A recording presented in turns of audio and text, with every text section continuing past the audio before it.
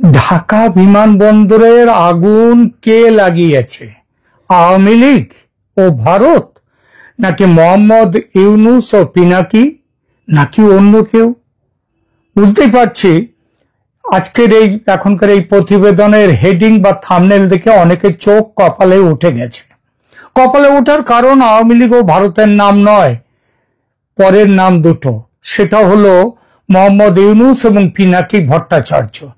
আমার মন গড়া কথা কিন্তু নয়, এই প্রশ্ন কিন্তু সত্যিই উঠেছে। কেন উঠেছে তা একেবারে সূত্র উল্লেখ করে বলবো, এবং যাহা বলিব সত্য বলিব, সত্য বই মিথ্যা বলিব না। তবে এই প্রসঙ্গে যাওয়ার আগে ঘটনার ছোট্ট একটু বিবরণ না দিলে অন্যায় হয়। গতকাল 18ই অক্টোবর দুপুর বা বিকেল যেটাই বলেন না কেন, 2টো নাগাদ গেট নম্বর 8-এর কাছে কার্গো ভিলেজ এলাকায় আগুন লাগে, যেখানে আমদানি করা মানে কার্গো ভিলেজের একটা আমদানির জন্য একটা অংশ আছে, একটা জায়গা আছে, আবার মানে বিল্ডিং, আবার রপ্তানির জন্য আলাদা কার্গো ভিলেজ, তার আলাদা জায়গা আছে। তো আগুনটা লাগছে কার্গো ভিলেজ এলাকায়, ওই আমদানি যেখানে করা হয়, মানে আমদানির পণ্য যেখানে রাখা হয়ে থাকে। মোট 36-37টি দমকল ইউনিট, সেনাবাহিনী ও বিমান বাহিনী এই অগ্নি নির্বাপনে অংশ নেয়। বিমানবন্দরের কার্গো ভিলেজে লাগা এই আগুন 7 ঘন্টার বেশি সময় ধরে জ্বলার পর রাত 9:18 নাগাদ, মানে গতকাল, সেটা সম্পূর্ণভাবে নিয়ন্ত্রণে আনা হয় বলে বন্দর সূত্রের খবর। আগুন কিন্তু নেভানোর কথা বলা হয়নি, বলা হয়েছে আগুন নিয়ন্ত্রণে আনা হয়েছে। ব্যাপারটা ফারাকটা কিন্তু মাথায় রাখবেন। ফায়ার সার্ভিস ও সিভিল ডিফেন্সের মহাপরিচালক ব্রিগেডিয়ার জেনারেল মোহাম্মদ জাহেদ কামাল তিনি নিশ্চিত করেছেন যে মোট 37টি দমকল ইউনিট আগুন নেভাতে কাজ করেছে। আগুন নিয়ন্ত্রণে আসে রাত 9:06, মানে নিয়ন্ত্রণে আসার পর 9:06 প্রথম বিমানবন্দর থেকে ছাড়ে বা ফ্লাইট অপারেশন আবার চালু হয়। তবে আগুন নিয়ন্ত্রণে এলেও পুরো নিভে যায়নি, আগেই বলেছি। পরদিন মানে আজ সকাল 9টাতেও কার্গো ভিলেজ থেকে ধোঁয়া বের হচ্ছে বলে খবর পাওয়া গেছে। আগুন শুধুমাত্র আমদানি কার্গো বিভাগে সীমাবদ্ধ ছিল, রপ্তানি কার্গো এলাকা অক্ষত। এবার আসি ক্ষয়ক্ষতি প্রসঙ্গে দুটো কথায়। একটা স্বস্তির কথা একটা হলো যে কোনো প্রাণহানি হয়নি, যদিও আহত হয়েছেন অন্তত 35 জন। এই 35 জনের মধ্যে 25 জন হচ্ছে হতভাগ্য আনসার বাহিনীর সদস্য। তারা সব জায়গাতেই আগে যেতে হয় তাদের, অথচ মারও খায় তারা। এবং 10 জন পুলিশ বাহিনীর লোক। এই 35 জন কমপক্ষে আহত হয়েছেন খবর পাওয়া যাচ্ছে। আহতদের চিকিৎসার জন্য কম্বাইন্ড মিলিটারি হাসপাতাল এবং কুর্মিটোলা জেনারেল হাসপাতালে নিয়ে যাওয়া হয়। কয়েকজনের অবস্থা আশঙ্কাজনক, তবে এখনো পর্যন্ত কোনো মৃত্যুর খবর নেই। এইবার আর্থিক ক্ষয়ক্ষতি প্রসঙ্গে দুটো কথা। International air express association of বাংলাদেশের সভাপতি কবির আহমেদ খান জানিয়েছেন যে এই আগুনে সরাসরি মানে প্রত্যক্ষ এবং পরোক্ষ এই দুই দিক মিলিয়ে মোট ক্ষতির পরিমাণ 1 বিলিয়ন, মানে যার সহজ হচ্ছে 100 কোটি, আর সেটা বাংলাদেশি টাকাতে ওই 1 বিলিয়ন মার্কিন ডলারের, তার মূল্য হচ্ছে প্রায় 12,214 কোটি টাকা। এই পরিমাণ টাকার ক্ষতি হয়েছে, এটা মনে করা যেতে পারে, এর থেকে কিছু বেশিও হতে পারে। আর ক্ষতিগ্রস্ত হয়েছে কোন ধরনের পণ্য? কার্গো ভিলেজে যেসব পণ্য পুড়ে গেছে তার মধ্যে রয়েছে তৈরি পোশাক, মূলত চীন থেকে আসা পোশাক। বাংলাদেশ শুধু কিন্তু পোশাক রপ্তানি করে না, রেডিমেড পোশাক আমদানিও করে। এই আমদানিটা 2 রকমের হয়, একটা হচ্ছে চীন থেকে আসে কিছু পোশাক, আর একটা জিনিস হচ্ছে সেটা হচ্ছে বিভিন্ন দেশ থেকে তারা পাঠিয়ে দেয় কি ধরনের পোশাক বানাতে হবে, তার নিয়ম হিসেবে নির্দেশনা দিয়ে কিছু পোশাক পাঠিয়ে দেয়, সেগুলো নষ্ট হয়েছে। রেডিমেড গার্মেন্টস তৈরির যে কাঁচামাল, যেমন বোতাম, জিপার, ফ্যাব্রিক, এসবগুলো বিদেশ থেকে আমদানি করতে হয়, সেগুলো হয়েছে। এরপরে ইলেকট্রনিক্স পণ্য, যন্ত্রপাতি ও মেশিনারি পার্টস ক্ষতি হয়েছে। বস্ত্র শিল্পে ব্যবহারের জন্য যে রাসায়নিক পদার্থ নিয়ে আসা হয় সেগুলো ক্ষতি হয়েছে বিশাল, এবং বলা হচ্ছে এই রাসায়নিক পদার্থ থেকেই আগুন লেগেছে। এছাড়া mobile cover, light accessories cargo ভিলেজে আমদানির অপেক্ষায় থাকা এবং কাস্টমস ক্লিয়ারেন্সের জন্য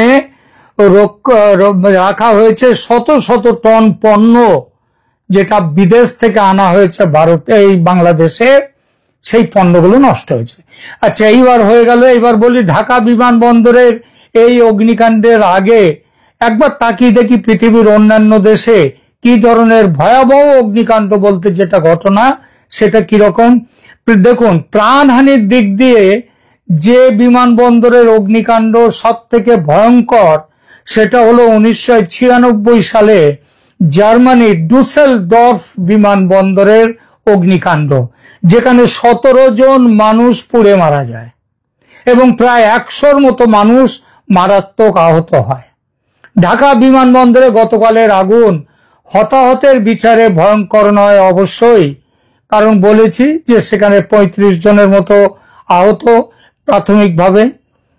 তাহলেও ক্ষয়ক্ষতির দিক দিয়ে কিন্তু সবার উপরে চলে গেছে বাংলাদেশের গতকালকে শাহজালাল বিমানবন্দরের অগ্নিকাণ্ড।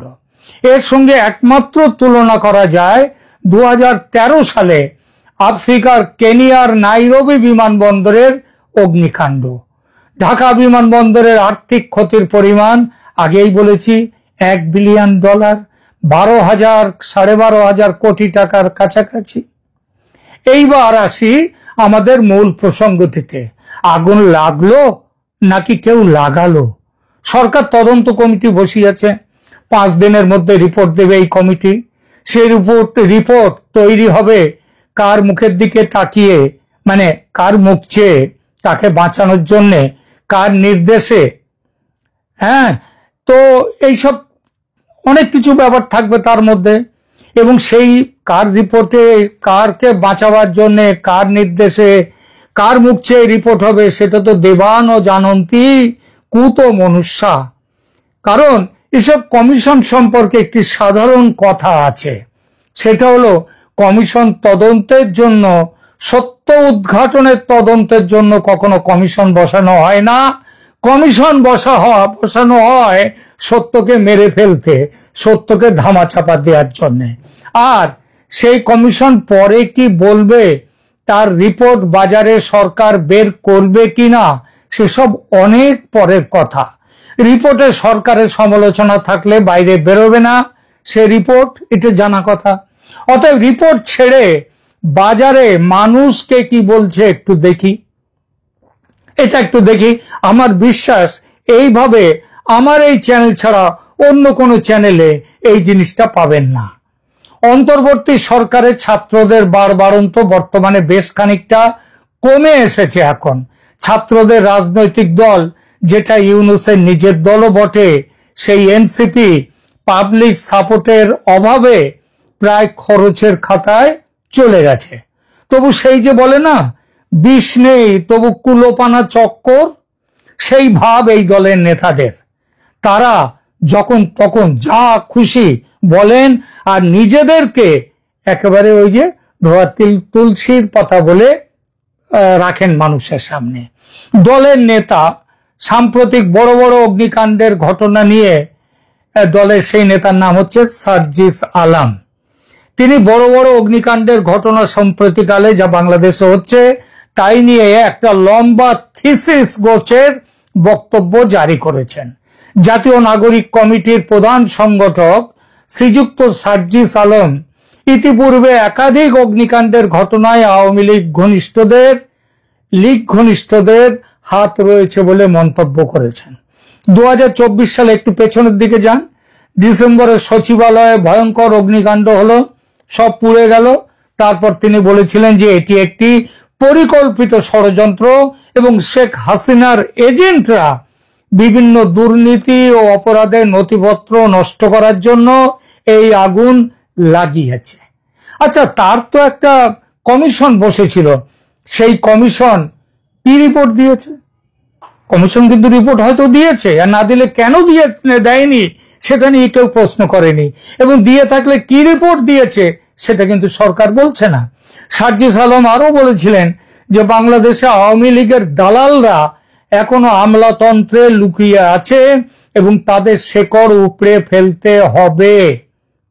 2025 সালের আসুন, এবছরে আসুন, আগস্টে মিরপুরের শিয়ালবাড়িতে আগুন লাগলো ভয়ঙ্কর।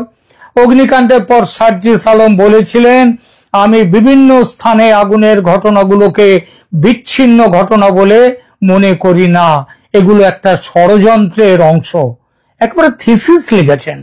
তবে শাহজালাল বিমানবন্দরের সাম্প্রতিক আগুন নিয়েও তিনি সেই তার পুরনো লাইনে আছেন এবং আওয়ামী লীগকে দাবি করেছেন, আওয়ামী লীগকে দায়ী বলে দাবি করেছেন, এবং সেই সঙ্গে ভারতের নামও টেনে এনেছে। কারণ আওয়ামী লীগ যাদের, ভারত যাদের মামার বাড়ি, বাংলা ছাড়ো তাড়াতাড়ি, এই বলে তো আওয়ামী লীগকে সমালোচনা করেছিলেন। মানে আওয়ামী লীগ ভারত যেন এক জায়গায় রেখে দিয়েছে এই নেতারা, এই সার্জিস আলমরা। পিনাকি ভট্টাচার্যের কথায় আসি। পিনাকি ভট্টাচার্য আপনারা জানেন, তার কথায় তিনি ফ্রান্সে বসে ফতোয়া দেন, আর সেই ফতোয়া মাফিক বাংলাদেশে তার অনুচররা, এবং সেই অনুচররাই এখন ক্ষমতায় বসে আছেন, তারা সেই অনুযায়ী করেন। যখন এই বড় মূর্তি ভাঙতে হবে, পিনাকি ভট্টাচার্যের ফতোয়া। 32 নম্বর ভাঙতে হবে, পিনাকি ভট্টাচার্যের ফতোয়া। এই ফতোয়ায় একটুখানি টান পড়ে গেছে সম্প্রতি। তিনি বলেছিলেন 46 নম্বর পদাতিক ডিভিশন ঢাকায় আসছে, তারা এসে দখল নেবে ইত্যাদি। সুতরাং জনগণকে রাস্তায় বেরোবার জন্য বলেছিলেন, হাজারে হাজারে লাখে লাখে মানুষ রাস্তায় নেমে আসুন। দেখা গেছিল 5টা লোক রাস্তায় নামেনি, এমনকি কুকুর বিড়াল পর্যন্ত রাস্তায় নামেনি। তো পিনাকি ভট্টাচার্যের বাজার এখন একটু খারাপ যাচ্ছে, কিন্তু খারাপ গেলেও তুম হাম ছোড় সকতে হ্যায় লেকিন কমলি নেই ছোড়েগা। তো কমলি মানে পিনাকি ভট্টাচার্য কেন ছাড়বেন? এই বাংলাদেশি অ্যাক্টিভিস্ট পিনাকি ভট্টাচার্য দীর্ঘদিন ধরে ভারত বিরোধী, আওয়ামী লীগ বিরোধী এবং ইন্ডিয়া আউট প্রচারণার সাথে যুক্ত। তিনি সোশ্যাল মিডিয়া এবং ইউটিউবে ভারত, হিন্দু ধর্ম এবং মোদী সরকারের বিরুদ্ধে নিয়মিত বিষোদ্গার করেন। শাহজালাল বিমানবন্দরের আগুন নিয়ে পিনাকি একটি ইঙ্গিতমূলক স্ট্যাটাস দিয়েছেন। তবে তিনি বলেছেন যে পিনাকিকে তিনি এই একই কথা, তিনি এখানেও ভারতের হাত দেখেছেন এর পেছনে, এই আগুন লাগার পেছনে। তবে পিনাকিকে পাকিস্তানের গোয়েন্দা সংস্থার এজেন্ট হিসেবে, আইএসআইয়ের এজেন্ট হিসেবে আজকাল কিন্তু অভিযুক্ত করা হচ্ছে। তার বিরুদ্ধে বাংলাদেশেও একাধিক মামলা রয়েছে। শুধু পিনাকি এবং সার্জিস আলম নয়, বেশ কিছু রাজনৈতিক নেতা ও সক্রিয় ব্যক্তিত্ব এই আগুনের পেছনে আওয়ামী লীগ ও ভারতের যোগ আছে, সম্পৃক্ততা আছে, সে কথা বলেছেন।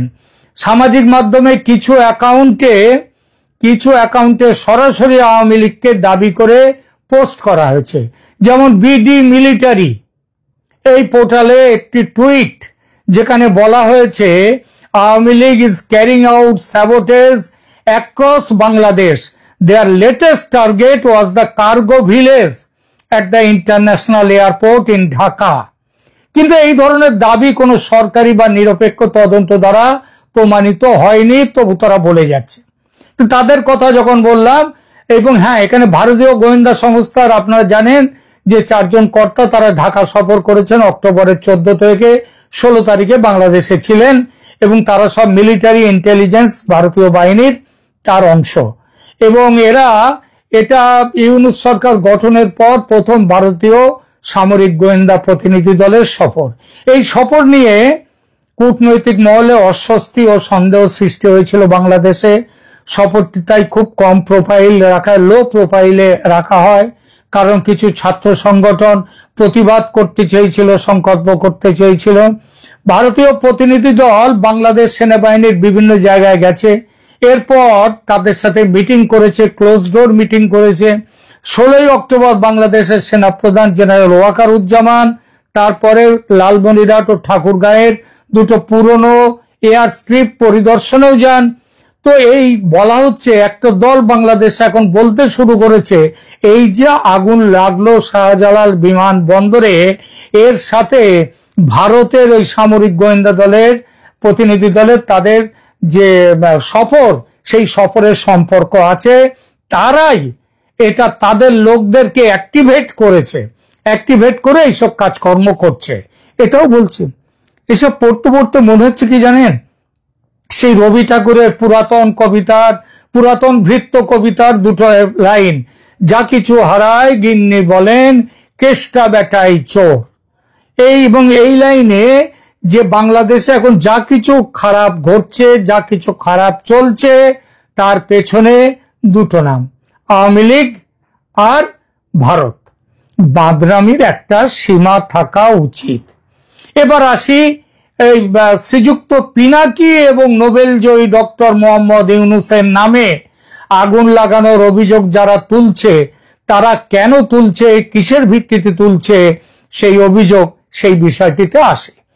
জাতীয় বিপ্লবী পরিষদ বা ন্যাশনাল রেভলিউশনারি কাউন্সিল নামে একটি গোষ্ঠী দাবি করেছে যে শাহজালাল বিমানবন্দরের আগুন পিনাকি গ্রুপের ষড়যন্ত্র এবং নির্বাচনকে ব্যাহত করার উদ্দেশ্যে নাশকতা।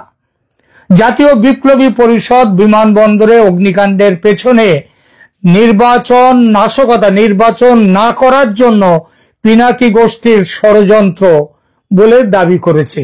নির্বাচন কারা কারা চায় না? চায় না পিনাকি, তো চাই না। আর চায় না কে? সব থেকে বেশি কে চায় না? মোহাম্মদ ইউনূস। তিনি মৃত্যু পর্যন্ত ক্ষমতায় থাকতে চান, সুতরাং নির্বাচন চান না। সুতরাং এই দুজনের মিলি ভগতে আগুন লাগানো হয়েছে। এইবার কি বলছে জাতীয় বিপ্লবী পরিষদ?